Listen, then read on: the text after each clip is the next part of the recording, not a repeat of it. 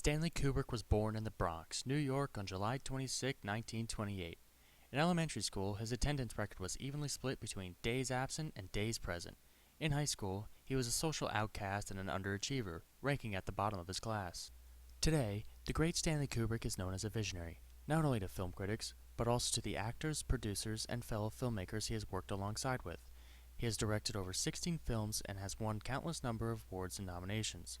So how does a boy who did so poorly in school go on to be one of the best filmmakers of all time?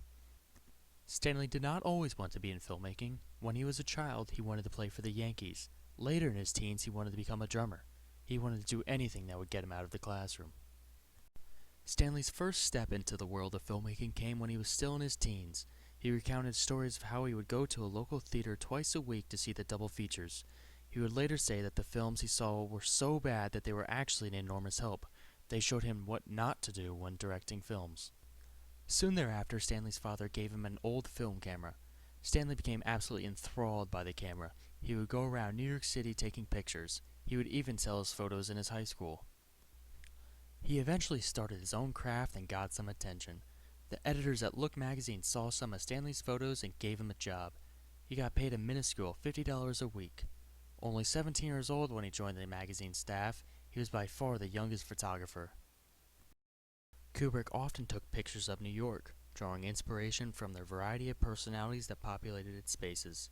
Photographs of nightclubs, street scenes, and sporting events were among his first published images, and in these works, Kubrick captured the essence of ordinary life in a way that reflected his young age.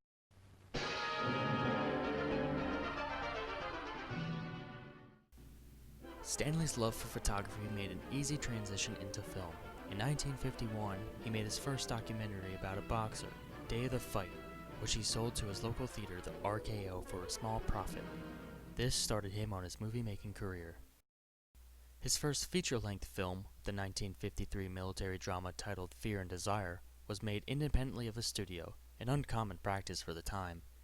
Early into his filmmaking career, Kubrick acted as cinematographer, editor, and soundman, in addition to directing. After gaining a reputation, Kubrick directed his first major Hollywood film, The Killing, for United Artists in 1956.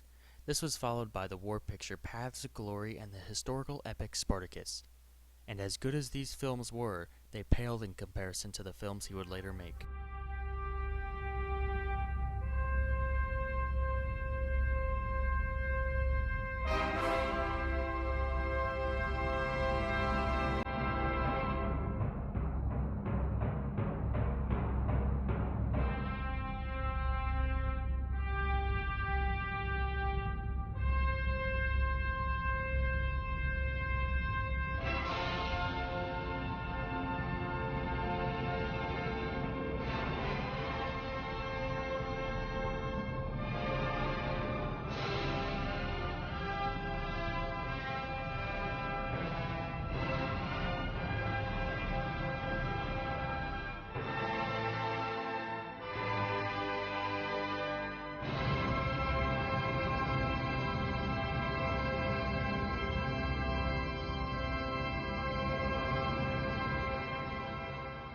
Kubrick released 2001: A Space Odyssey in 1968, after working diligently on the production for a number of years, from co-writing the script with sci-fi writer Arthur C. Clarke to working on the special effects and directing. The film earned Kubrick 13 Academy Award nominations. He won one for his special effects, which still hold up today. While Odyssey was a huge success, its first public screening was an ultimate disaster. The film was shown on the same night that Lyndon Johnson announced he would not seek re-election. Coincidentally, it was rumored that the studio head would also lose his job if the film wasn't a hit. When the audience left the theater in droves, the studio's publicity department said, "Gentlemen, tonight we have lost two presidents." The film subsequently garnered a great deal of media coverage and soon became a massive hit. It was still in theaters in 1972, 4 years after its release. Kubrick's next major work was entitled A Clockwork Orange and was released in 1971. The film is based on a 1962 novel of the same name. The story takes place in an England of the future and follows a group of men who spend their nights getting high before embarking on a little old of the ultraviolence. A Clockwork Orange is Kubrick's most controversial film and was actually banned in the UK until after Kubrick's death.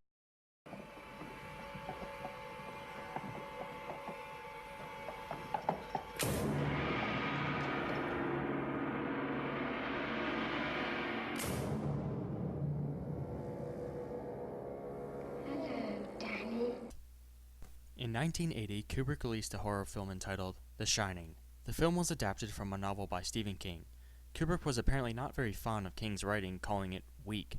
He disregarded large portions of the book and made a movie that many felt did not reflect the tone of King's book. Kubrick also did something very out of the ordinary for the film. He shot it in chronological order. This inevitably made the production time run way behind schedule.